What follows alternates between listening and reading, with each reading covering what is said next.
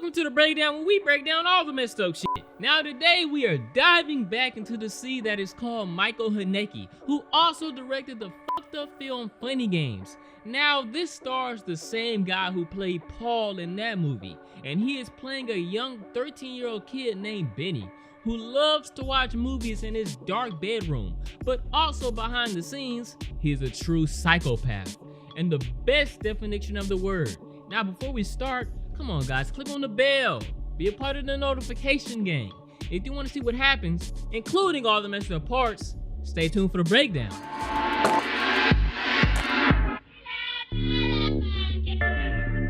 The movie starts off with some, farm workers leading a pig to its sad demise. They tie him up so he can't move, and then they bring out the strap, a captive bolt pistol, which is used to bring a sad death to Wilbur. But don't feel too bad guys, he'll at least be in animal heaven with Charlotte. The video is rewinded and played in slow motion, but then we cut to a party. This party is playing some type of, game for money, but I can already see someone in the comments telling me what exactly the game is in an asshole attitude, so let's cut away. Suddenly we see a man come in asking, what the fuck are y'all doing in my place? Looks like the daughter of this man organized the party, but at least daddy ain't too mad at his little princess. Then we see a boy watching the videotape of the party and also the news. The boy is Benny, the titular character who is being talked to by his mama, worried about him being locked away in his room, something the father also reiterates. Later at night, we see Benny scramble in bed, probably thinking about something to jerk off to. Every boy does it, ladies. Well, the next day, we see old Benny and his friend here talking while Zach and Cody fight in the background. Then Benny seems to get some money he is owed by this guy, telling him he will be the first co-pilot, probably the same game that the sister was playing. Benny uses his money to get some McDonald's, but still looks up at the menu even though he knows what he wants. I thought I was the only one to do this. I already know what I want, look at the damn menu anyway. Then after some unhealthy eating, Benny visits a video store, eventually scoping a possible girl to talk to. He doesn't talk to her though, and instead we cut to him going to sleep again in them hot ass pajamas. I never like sleeping in pajamas like that. The next morning, his people are gone for a day or two, so that must mean it's time to bring a female over. Well, first he's got to go to school to practice in the singing choir, but we see in the background that Benny is at the tippity top of an operation that brings money to him. I guess this is that same game. Either that or Benny is running a drug well actually I guess we do have a little kingpin here. Well, after getting the racks, Benny has some more racks in his mind that probably aren't developed yet. Okay, forget that. So what I mean is he goes back to the video place, but strikes up a wonderful, successful conversation with the girl outside who loves to window watch. It was so successful that he actually gets her to come to his place, probably with the promise of watching movies. He brings her to his room and she asks what's on TV, and he says it's a live view of outside. Ain't nobody gonna splinter cell their way into Benny's place. Well, after he shows her what it's like to be an actress, she gets a little responsive and wants to go back home to her parents and her brothers and sisters. But to keep her there, he fixes her a meal. Then they watch that video we saw in the beginning, which turns out was recorded by Benny. Curious about the pig, she asks if he ever seen a dead body, and he replies no, but I'll add not yet.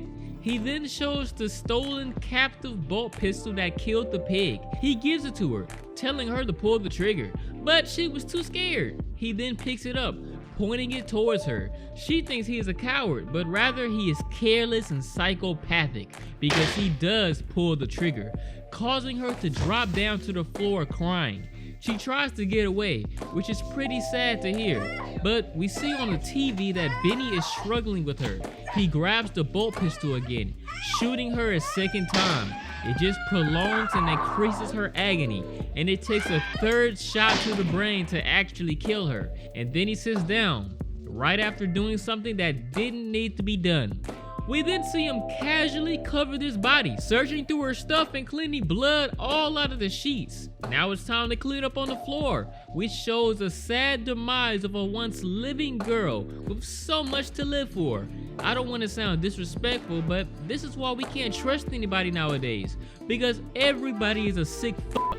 I wish she just went home. Well, later he then gets a call from his friend, planning to hang out later, and after, he records himself touching the blood from the girl and showing the body. This shit looks too real. After turning her over, he hides her body before going to hang with some friends. He also stays over at their house for the night. Then the next day, Benny does a lot and plenty of different stuff, including try to visit his absent sister at her friend's house. For some reason though, he stops at a barbershop and asks the barber for that Jimmy Hopkins cut. He gets his whole hair cut off and goes home to his parents, who are shocked at his new haircut. His father ridicules him about it, but Benny ignores his father completely until he blocks him from walking away. We then see that Benny hid the girl's body in a cabinet, and we cut to the next morning. Benny gets in big trouble for punching his friend in the stomach and is sent to the principal's office for a good lecture. But instead of going to the principal's office, he skips the trip entirely, going home and getting some milk so he can read some cartoons. Then we see Benny watching the news with his mom behind him. The moment his father comes in, he turns the video of him killing that girl on, and both parents watch as Benny murders the girl just like we did. Well, Wikipedia said they were disturbed, but this ain't disturbed to me.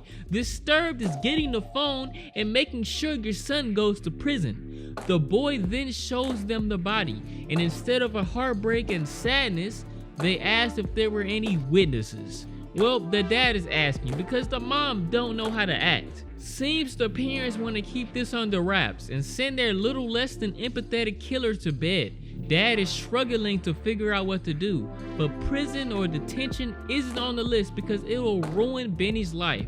What about that girl's life? Fuck Benny, throw his ass away. As soon as you take someone else's life in a senseless crime, your life should be well over too. The parents plot to burn up the girl's things and to cut the girl up in small pieces, so small that they can flush her down the toilet.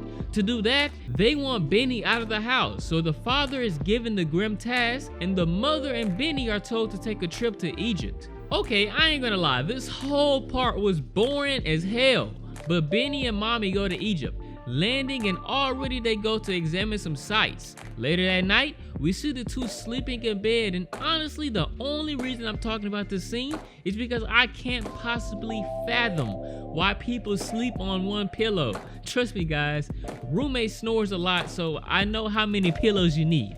Anyway, after more sightseeing, which I'm sure probably has lots to decipher, the days pass and eventually we go to another night. We see the mom is peeing and Benny thinks it's a good idea to come in and record someone when they are most vulnerable.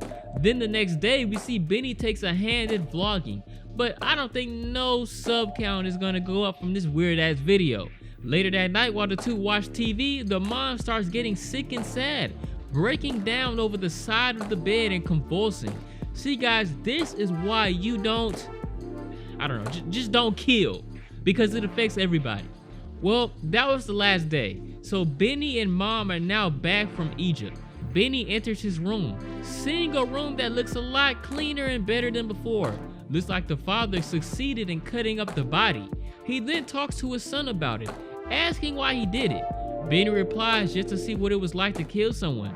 That's what all the psycho killers say. I think the father is asking because he sort of probably is kind of interested in murder too.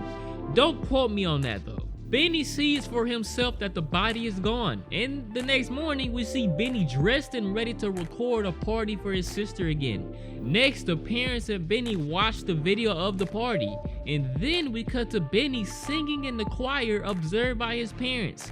Then we cut to a video that Benny recorded of the parents planning how to get rid of the body. Suddenly, a man speaks who seems to be a police officer.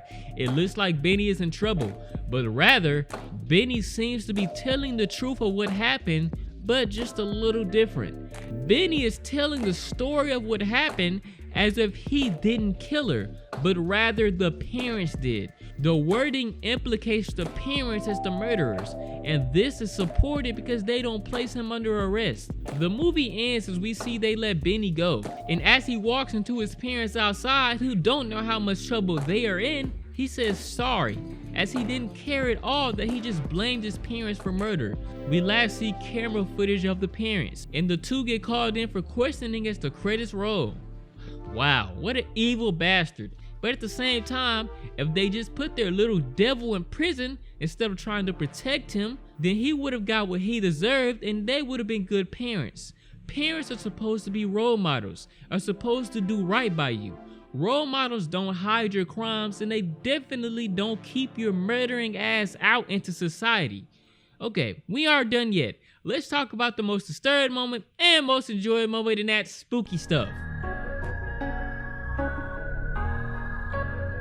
Okay, let's get right into it. The most disturbed moment is undoubtedly the murder of the girl. It was a senseless crime that she didn't deserve. Plus, the video and hearing her last cries were so real and sad to witness. The most enjoyed moment was probably just Benny going to McDonald's, probably because I'm hungry as hell. And that's it. I hope you guys enjoyed this video, and if you did, make sure you check out Funny Games if you haven't already. But remember, it was an early video, so yeah, it wasn't all that good. What am I talking about? It's not even all that good now. But anyway, click on that pretty SpookyRice logo to subscribe today. And remember, the bell. Join the game. Come on. Thanks for watching. Spooky out.